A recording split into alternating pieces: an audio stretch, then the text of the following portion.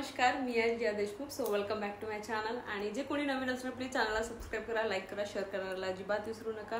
तर मी काही online product बोलवले आहे, त्यातलं एक प्रोडक्ट मी तुम्हाला आज शेअर करणार आहे, जे की आपण देवघरासाठी यूज करतो.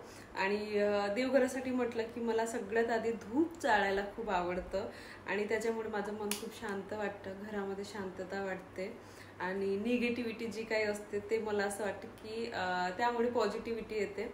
तर सगळ्यात आधी मी तेच दाखवणार आहे की ही 3 गोष्टी 299 मध्ये मला 3 गोष्टी अशा आलेल्या आहेत देवघरासाठी म्हणजे पूजेसाठी.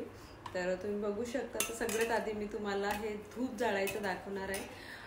तुम्ही बघू शकता हे वुडनचं आहे ॲक्च्युली आणि त्यामध्ये ठेवण्यासाठी काय म्हणतात ते स्टीलचं जे काय असतं ना ते इथं दिलेलं आहे.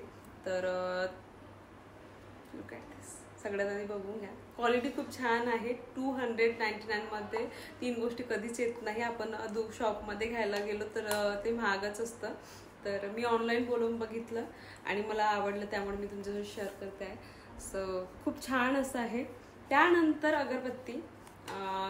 तुम्हाला माहितीच आहे आपण अगरबत्ती जाळतो त्यावेळेस त्याच्या साईडने ती राख पडलेली असते, तर त्यामुळे खूप देवघर खराब पण दिसतो आणि दुसरी गोष्ट कचरा सुद्धा होतो.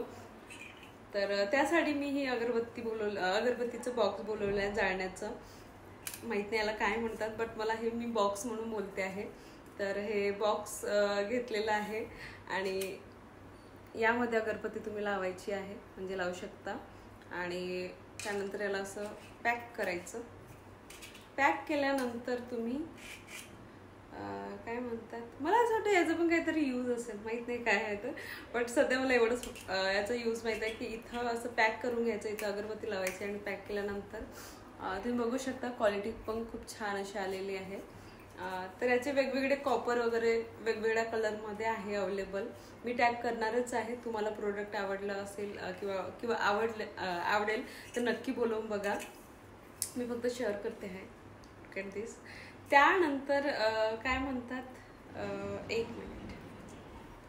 हां, अगरबत्ती ठेवण्यासाठी काय म्हणतात, हा सुद्धा एक ग्लास बॉक्स आहे, ज्यामध्ये तुम्ही अगरबत्ती जेव्हा फोडता आणि त्यानंतर त्याचं थोडंसं काय असते ना, त्याचं जे सेंट असतं ते थोडं नाहीसं होतं. नाहीसं म्हणजे काय, आता मला मराठी शब्द येत नाही त्यासाठी, बट हां मी मराठी आहे बट मला येत नाही आहे सध्या.